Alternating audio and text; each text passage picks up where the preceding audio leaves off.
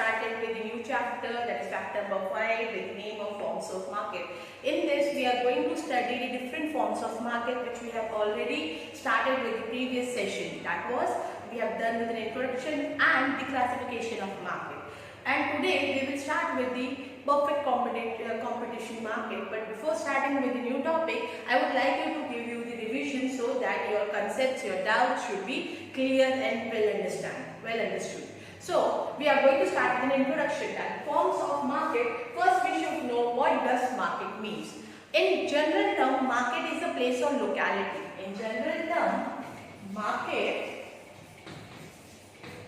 is place or locality. Place or locality where goods are bought and sold. Where goods are bought and sold. But this is the actual, this is not an economical definition, this is the only and general definition. Actually, market, it is an arrangement. It is an arrangement where buyer as well as seller comes in close contact with each other. It can be directly or indirectly. Why it is said to be it is an arrangement?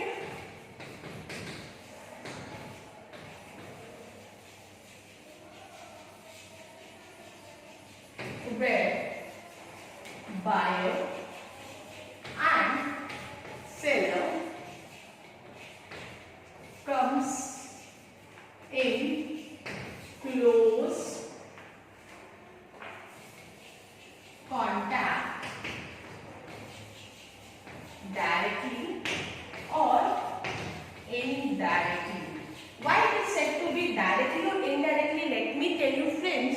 Nowadays we are doing online shopping where we doesn't need to go to a specific locality or specific place. So it is said to be indirectly. Means online shopping, shopping through different apps, those are indirect shopping, those are indirect market.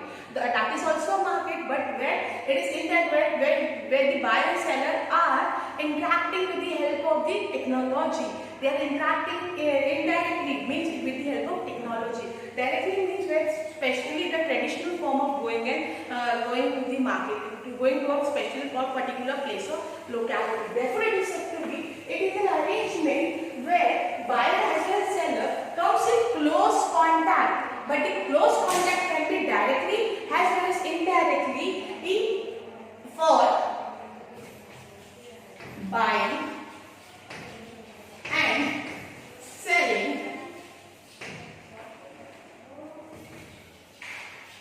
their goods and services. Also, you have understood this is an economical. This is economical term. This is an economical term. So also you have understood this was the general term of economics where it is a place or locality where goods and services are bought and sold. It is a general form, a general meaning of market. But in economical term, it is nothing but it is an arrangement where buyer and seller comes in close contact. It can be directly or it can be indirectly for purchase and sale of goods and services. Now let's see with one of the economists what does market means. It is a collection, according to Rubin Field, it is a collection. It is a collection of. It is a collection of whom? It is a collection of buyer and seller who interact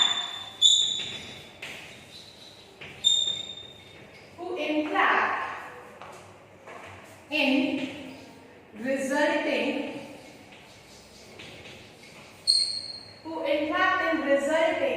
of possibility of exchange.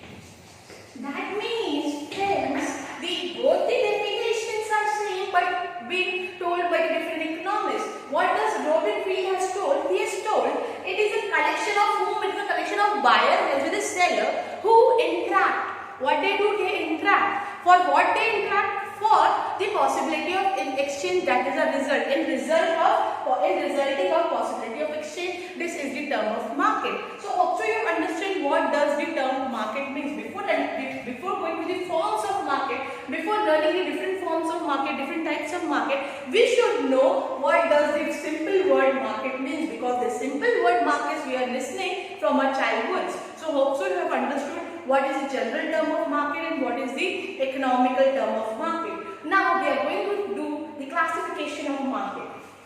The classification of market.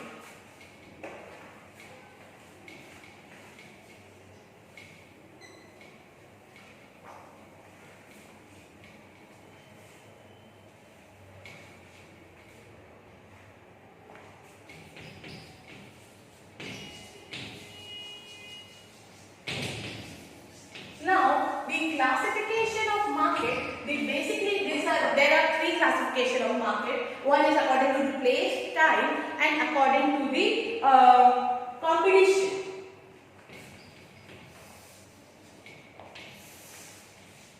According to place, on the basis of place, on the basis of time, and on the basis of competition.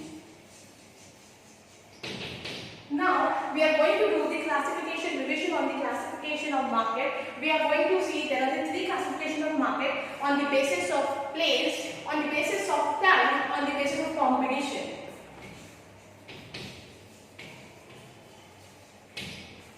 Now on the basis of place, it is bifurcated into three parts. One is that is local market, national market, and international market.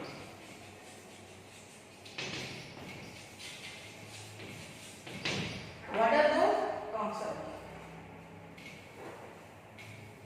Local market, national market, and international market. What does local market mean? What does national market mean? What does international market mean? It's very simple. Local market means where the goods and services have been produced and are being sold also within the same region. Once again, local market means where the goods and services are being produced in that region as well as sold in that particular region only, to that particular region or particular area only. For example, the oranges of Nagpur, I know those are being exported also to the different countries, in the international market also, in the nation market also.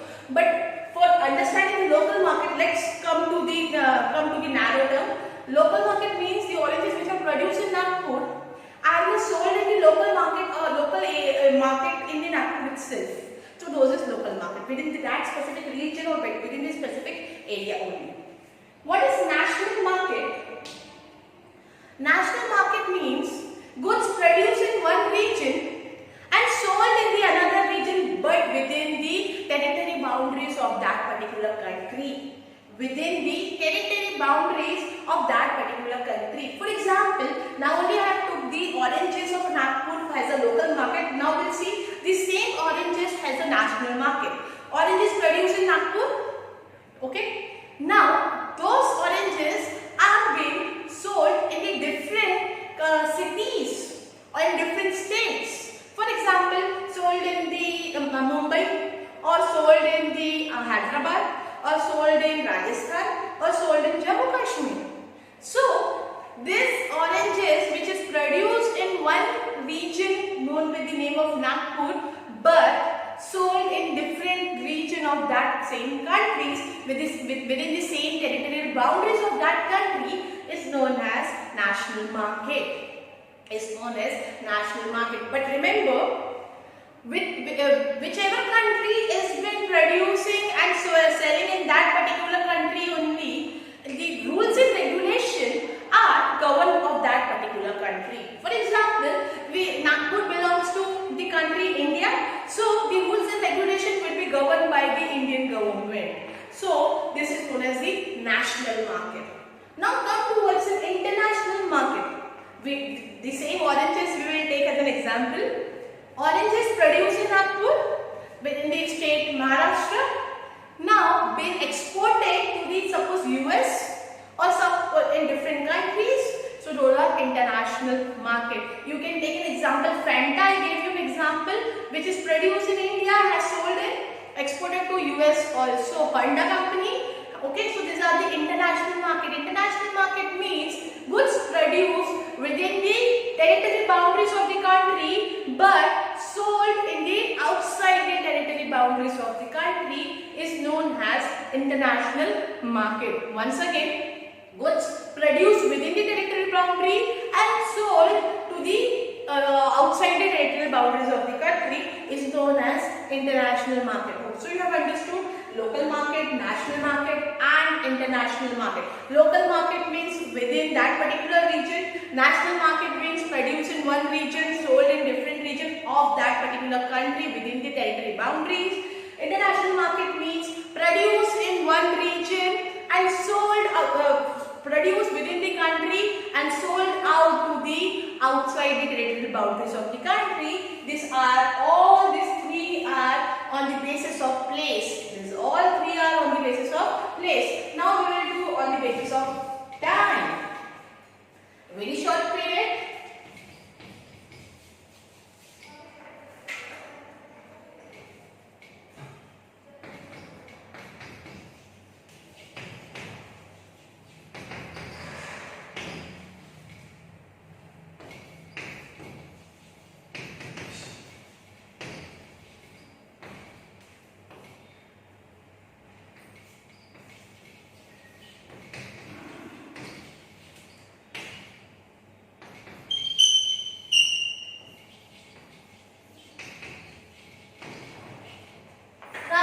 We are going to see on the basis of time. On the basis of time, those are bifurcated into four bases of time. One is very short period, long period and very long period. Once again, it is bifurcated into four parts: very short, long and very long. Very short period in this very short period, changes in the cost of production or in any other thing is little bit very difficult in very short period, because goods like perishable goods are being used in this mostly. Then in short period, labor supply can be changed for the change in production. Labor supply can be changed for the increase in the production.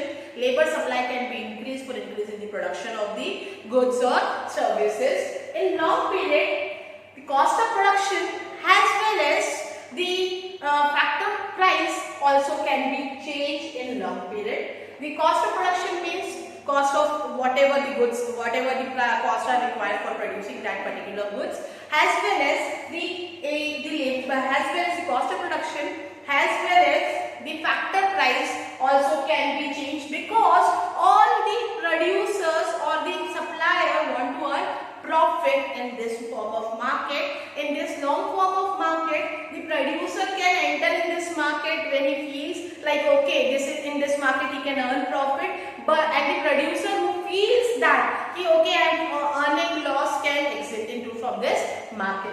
Now, very long period, in this everything can be changed according to the interest of the producer, so that he can earn the luxurious profit in this very long period. Once again, very short period, long period and very long period. Very short period, nothing can be changed. Whatever has been produced has to be sold in according to the market terms. Short period, labor supply can be changed for increasing the production.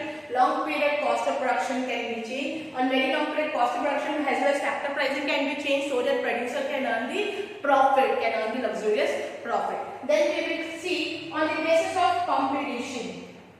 On the basis of competition, one is perfect competition, another one is imperfect competition.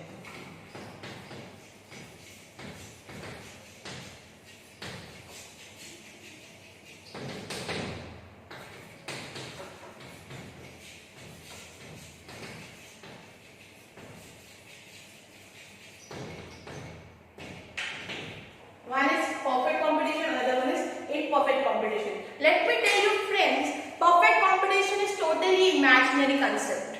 In practical life, it is not possible. And in this perfect competition, the seller and the buyer are large number, but selling the homogeneous product means all the product whatever they are selling are homogeneous, identical, same, no difference.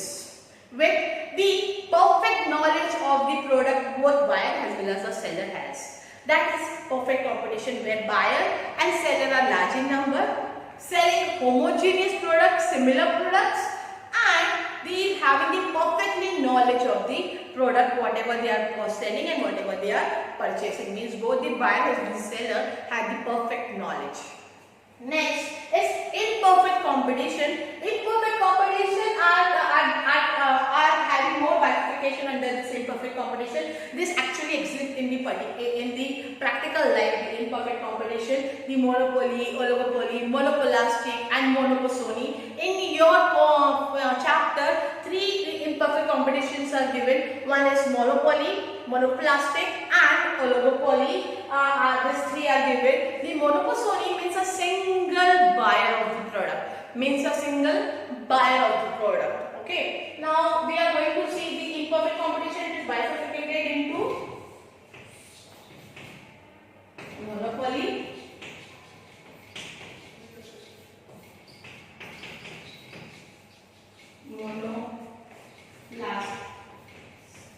monopolistic competition, oligopoly, and monopoly. These are the imperfect competition. The perfect competition and imperfect competition that we are already going to see in detail about both the competition. So we will discuss this much only for the classification of the markets. Hope so you have understood. There are 3 classification of market on the basis of place, time, and competition. After watching this, if you read, it will make you for a better and long-lasting understanding. Then we are going to start with the next topic. After the revision of the introduction and classification of market, now in classification on the basis of competition, the last classification, 3 classification we have discussed on place, on time, on the basis of competition. On the basis of competition, one of the classification was on the basis of competition was perfect competition, imperfect competition. So today our topic is perfect competition market. It is a perfect competition market. What does perfect competition market? Introduction of perfect competition market we have already done. It's an ideal and imaginary market where the buyer and seller are large number, selling homogeneous product and having perfectly knowledge. Let's see what is perfect competition. It is a ideal and imaginary market. It is an ideal and imaginary market which do not exist in real actual market, which do not exist in the real world. It's an ideal and imaginary market. According to the one of the economists, Mrs. John Robinson, what she have told, we'll see that. According to John Robinson,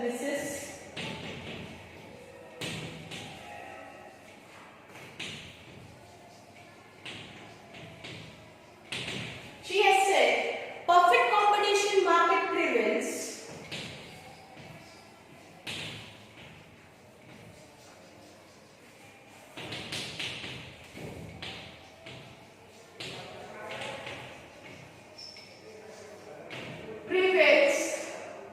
for the demand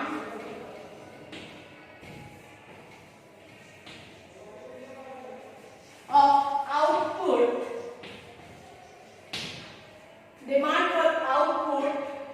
of each producer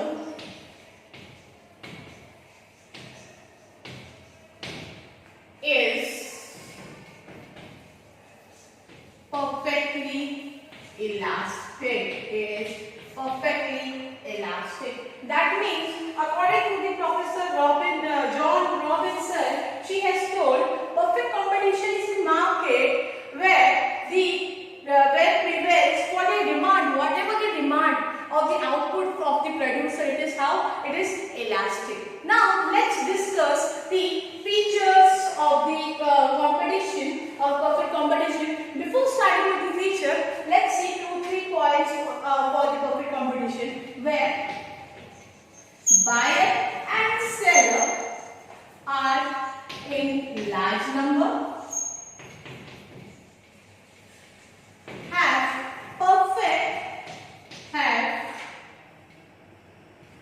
where buyer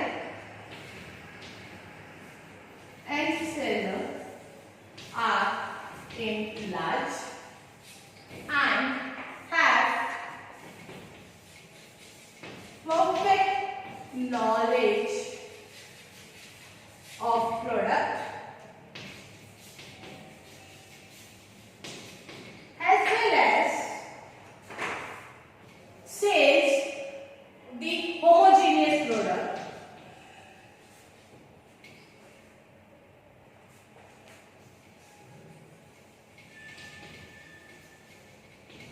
Says homogeneous product. Once again, it is either in the imaginary market. According to the John Robinson, perfect competition is the market that prevails in the demand of output of the producer is perfectly elastic, where the buyer as well as the seller are large in number and have the perfect knowledge about the product, and whatever the product they are selling are what? Are the homogeneous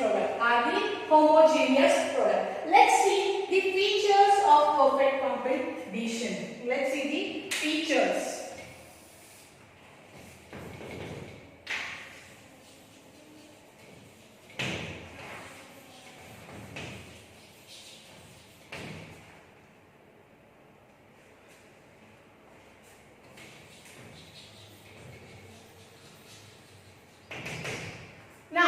The very first feature for the perfect competition is large number of buyer and seller. The very first feature is large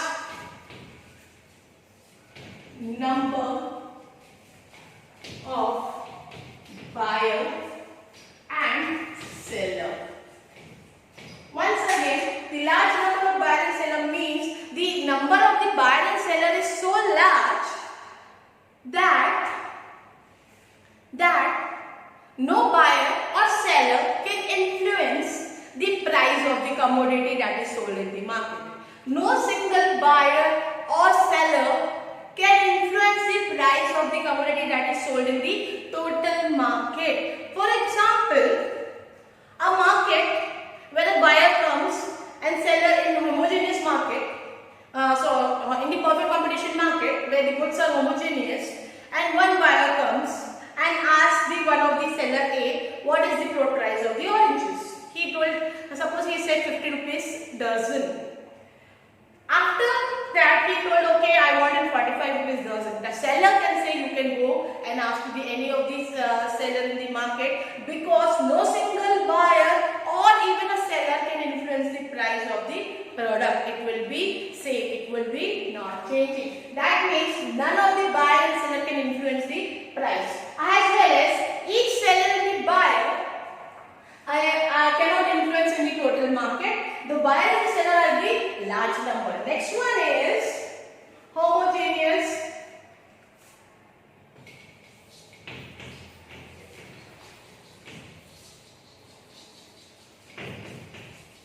product.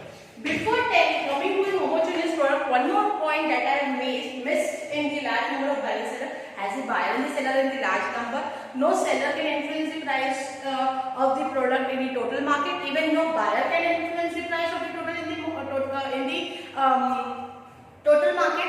But seller are the price taker. Very important. Seller are the price taker because because the price is decided by demand and supply force. Price is decided by demand and supply force. Once again, the number of buyer of the seller is large, as well as the buyer or the seller cannot influence the price of the product, as well, and the seller is the price taker. The seller is the price taker in this market, and why he is the price taker? Because this is decided by who? This is decided by the demand and supply force. Next one is homogeneous product. Homogeneous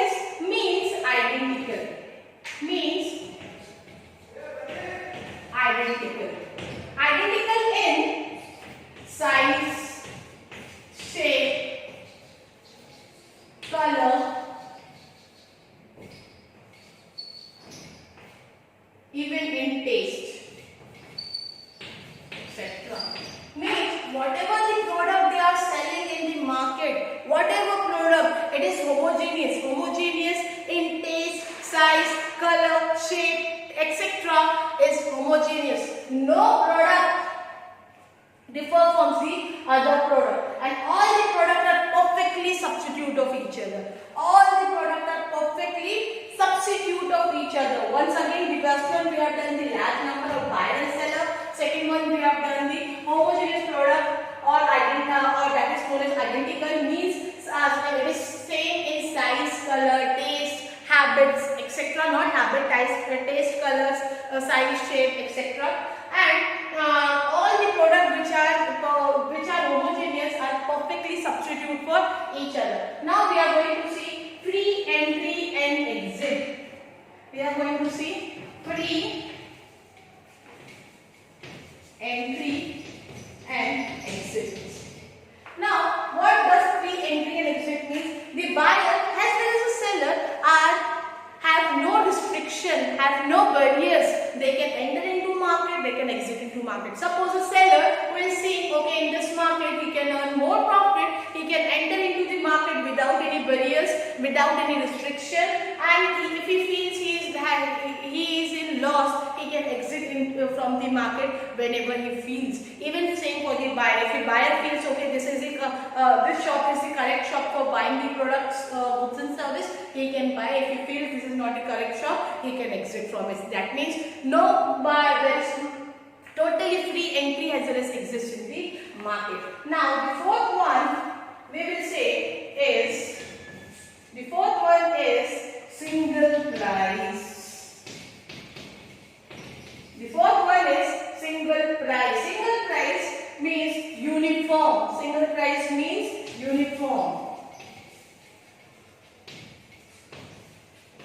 Single price means uniformity. Means if the apples are sold in 100 rupees kg, it would be sold by 100 rupees kg only by all the seller. That means it has a single price. No seller like seller A, B, C, D are the four sellers in the perfect competitive market.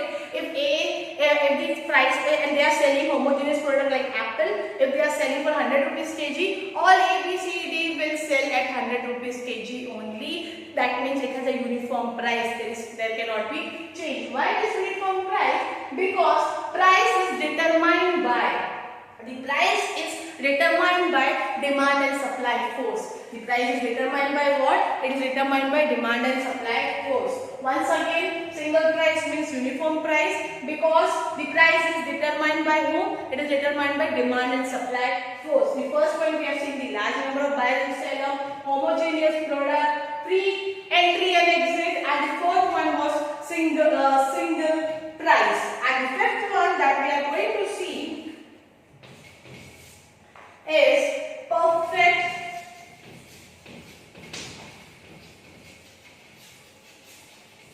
knowledge. Means both buyer and seller has the perfect knowledge about the product, about the price, about the quantity, about the source of supply, etc. Means both the buyer as well as the seller has perfect knowledge about the whatever the goods are being sold in whatever market. They have the perfect knowledge. Suppose it is a buyer, the buyer would be having perfect knowledge about the price, about the quality, about the quantity, about the source of supply by the supplier. All this knowledge buyer will be having. Same way the supplier will be also having. Therefore, it is said to be a perfect knowledge. We have done 5 features of perfect competitive market: large number of buyers and seller, homogeneous product, free entry and exit, single price, perfect knowledge. These are the 5 features, or 3 more features are there. We will continue, but I'll give you some time to go through this point. If you have any kind of doubt, you can ask me. I'll give you 2 minutes to understand the concept and recall, recollect and reread. After the 5 features, the 6th feature is perfect movability of factors of production. That is the 6th one, perfect mobility of factors of production. Now, perfect, our market is only perfect competitive market, so it has a perfect knowledge as well as perfect movability of factors of production. What are factors of production? Land, labor, capital, entrepreneur are factors of production. It is perfectly mobile. Means labor, capital, the entrepreneur is perfectly mobile, but land, is it perfectly mobile? In the perfect competitive market, it is perfectly mobile, not in the sense we cannot take one land to the other land, but its occupation on that land can be changed. For example, before it was being used for the farming, it can be now used for the construction work also. So its occupation can change. Therefore, it is said to be a perfectly mobile movability of factors of production. The next one is absence of transportation.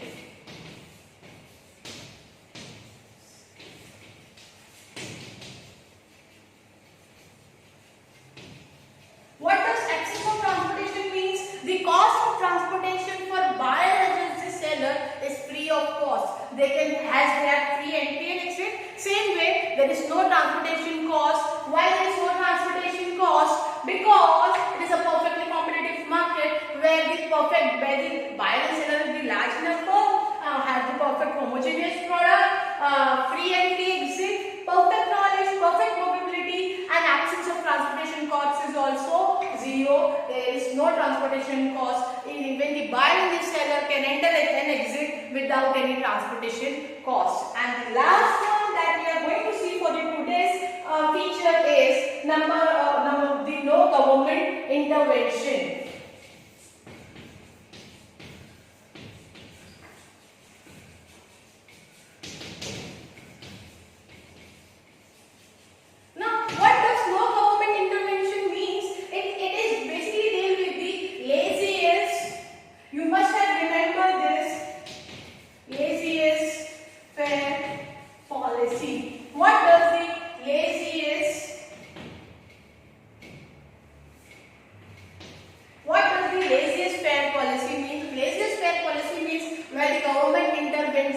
Or interference is there is no government interference or very little government interference. That is laissez-faire policy. In the perfect competitive market, there is no government intervention, no government interference for the buyer as well as the seller. Therefore, it is said to be laissez-faire policy, and therefore it is said to be an ideal imaginary market. It does not happen in the actual world.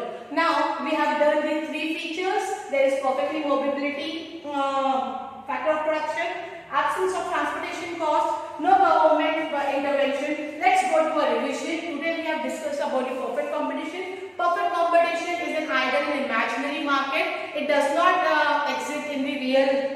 It does not exist in the real or actual world, and it is perfectly imaginary market because whatever the output that is produced by the producers are the perfectly elastic, said by the Mrs. John Robinson. Then we have seen why it is perfect competition, because large number of buyer and seller, homogeneous product, perfect knowledge by the buyer and having the perfect knowledge about by the buyer and seller. Now let's discuss the feature. The very first feature we have seen the large number of buyer and seller. The number of buyer and seller is so large that no single buyer or no single seller can influence the price of the market, total market. No buyer or no seller can influence the price of the total market, as well as the seller is the price taker. The seller is the price taker. Then we have seen the homogeneous product. Homogeneous product means identical product. The products are same in size, color, shape, taste, etc.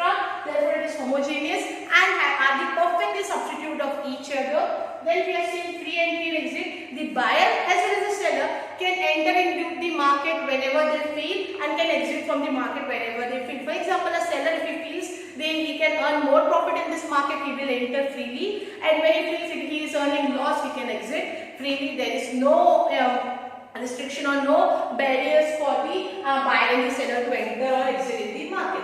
Single price. Whatever the price is for the product is single, is uniform. Why it is uniform? Because it is determined by whom? It is determined by demand and supply forces. It is determined by demand and supply. Therefore, the price is single and uniform. There is perfect knowledge. The buyer as well as the seller have the perfect knowledge about the goods and services, what has been sold, what has been sold, and what has been produced. For example, the seller would have, the buyer would have the knowledge about the price, about the quantity, about the quality and the source of supply. Therefore, it is said to be a perfect knowledge. Let me tell you friends, it is a perfect competition, therefore it is perfect knowledge. Having perfect knowledge by the buyer and seller, having perfect knowability of the factors of production.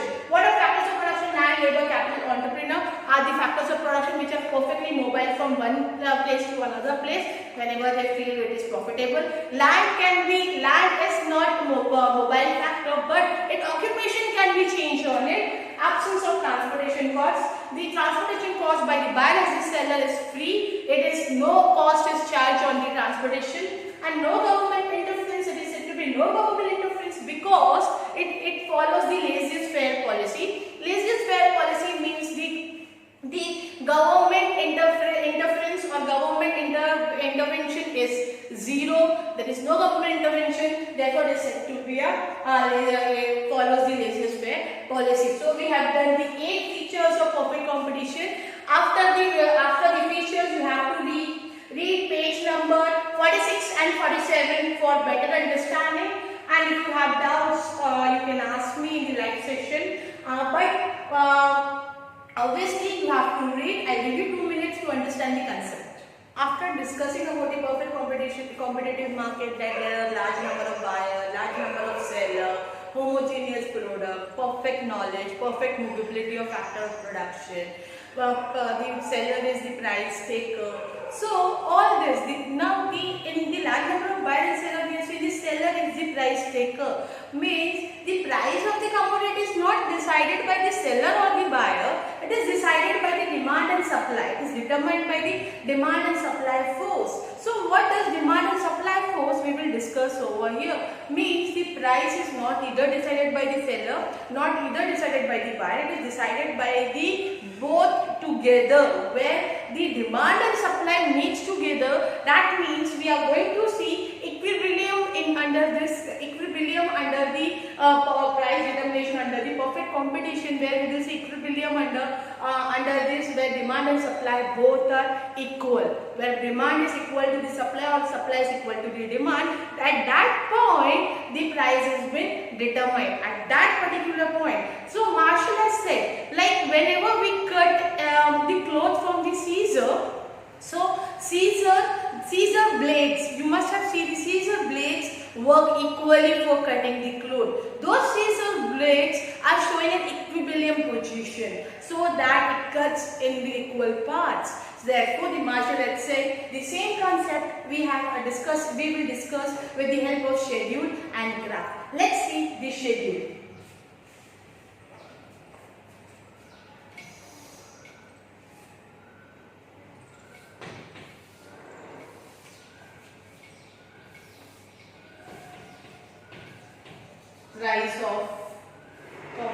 Price of apple in kgs in Indian rupees. Then quantity demand,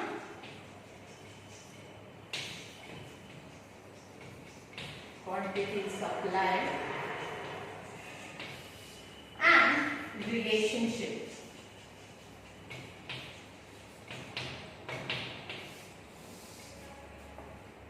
between demand and supply. Between demand and supply. That means here not here single consumer or single demand or single supplier or seller will not decide the price. It will be decided by whom? With both the forces, demand and supply force. Let's see the example. Here I have plotted the 4 columns. In first one, the price of kgs, price of apple in kgs and in Indian rupees, quantity demand, quantity supply relationship. We will see. Suppose the price of apple is 100 rupees, 200 rupees, 300 rupees, 400 rupees, and 500 rupees.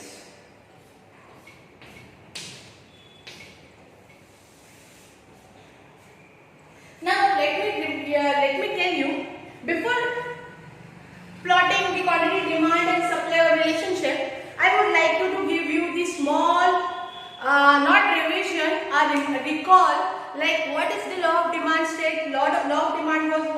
it was an inverse relationship between whom? Price and quantity demand. When price increases, demand decreases. When price decreases, demand increases. So how would be the relation over here with price and quantity demand? When price was 100, demand would be more. When price has increases, demand would decrease. So same way we will plot here. When price was 100, quantity demand was 5,000. When price was 200, quantity demand 4,000. As price increases, quantity demand decreases, and price decreases, quantity demand increases. Same way, in the previous chapter, we have studied about the supply analysis, supply and the price. The law was, in the law it was stated that if the price and supply has a direct relationship, that means price increases, supply will also increase, price decreases, supply will also decrease. So we will see about the price and the quantity supply. When price was 100, supply would be 1000. When price increases, supply will also increases.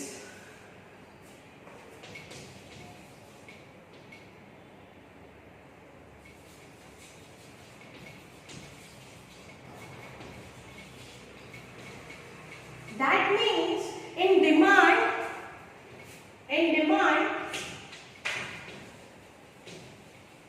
relation was inverse, and in supply, the relation between price and supply was direct. Between price and demand, between price and supply. Means demand was having indirect relation, inverse relationship, and supply is having a direct relationship. Now we will see after plotting, after discussing about the price, quantity demand, quantity supply. Let's have a relation between demand and supply. What was the relation between demand and supply? Now you can see here in this, demand is greater than supply. So I will write it here.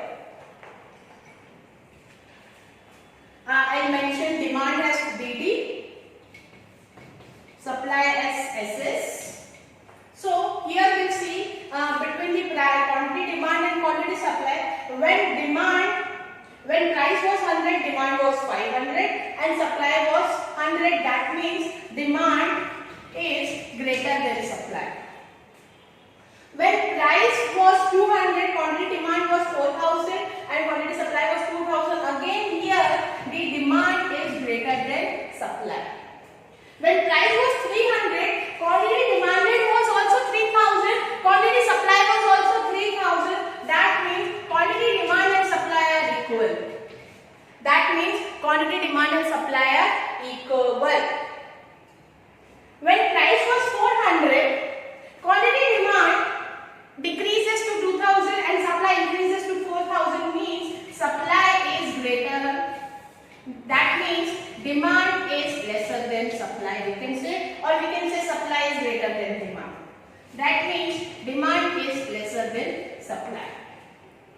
When we see the price is 500, quantity demand decreases and supply increases, again demand is lesser than supply. Let me tell you friends, if we see this schedule, when it came to the price rupees 300, when the prices of apple per kg was 300, demand was 3,000 and supply was 3,000, means here producer and consumer both are agreeing to supply, both are agreeing to buy as well as to supply the goods at the quantity demand was 3,000, supply was 3,000. That means both are agreeing on the price of rupees 300. Therefore, demand and supply is equal. And when the price was 100, quantity demand was 5,000. When price was 200, quantity demand was 4,000. When price was 100, supply was 2,000, 1,000 and 2,000. Now, the demand is more, but supply is less. Why? Because they don't have production. Here, the price and supply are equal. Here, demand is less than supply. When we plot this on x-axis, we'll mention x. On x-axis, we'll show quantity, demand as well as supply.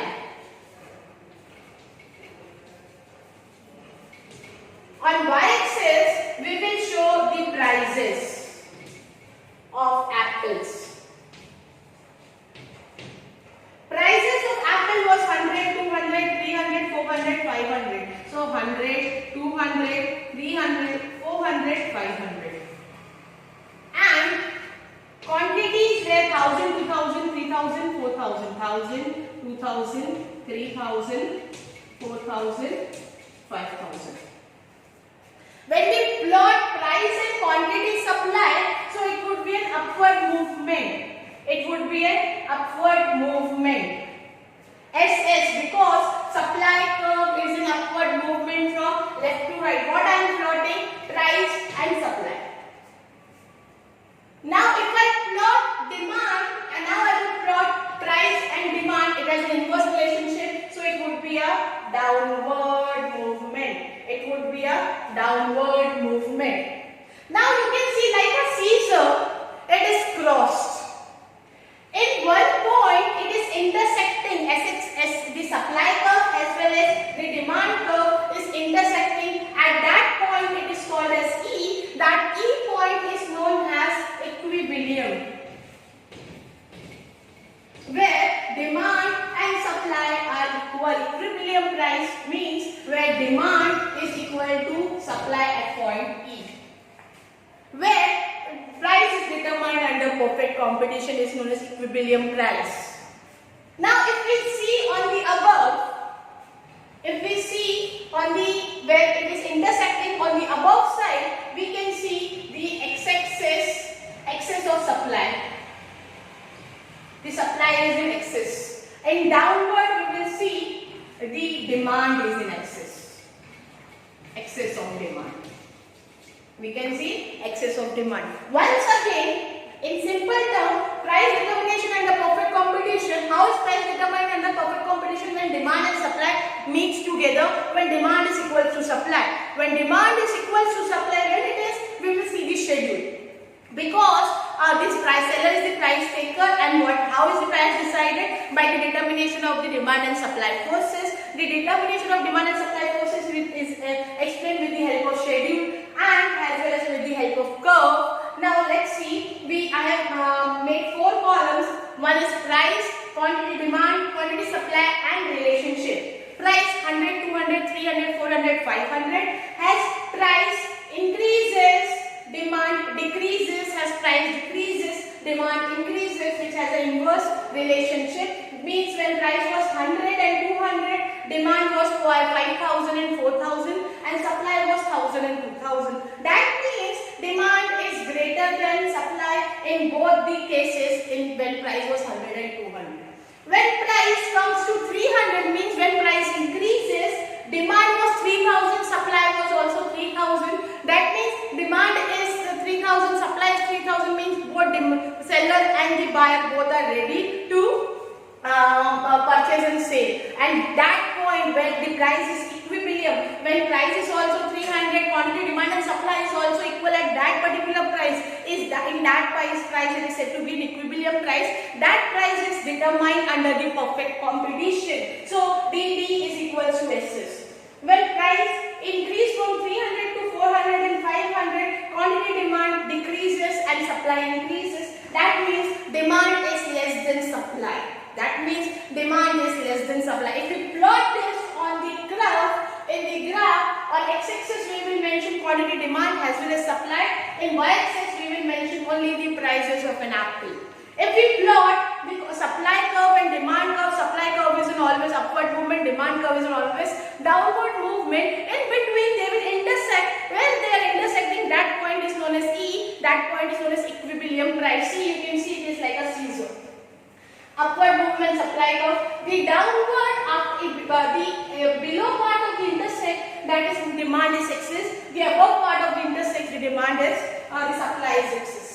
So at point E, the point E is the price equilibrium where the price has been determined under the perfect competition. This is the way how the price is determined under the perfect competition. Hope so you have understood. After watching this video, you have to read your textbook. And let me tell you friends, on Monday we are going to have 2 videos, part 1 and part 2. Part 1 would be about the perfect competition and its feature. Part 2 would be the price determination under perfect competition. You have to watch both the videos properly, carefully, so that you can understand. After watching, you have to read and you have to write the assignments, your worksheet. Thank you.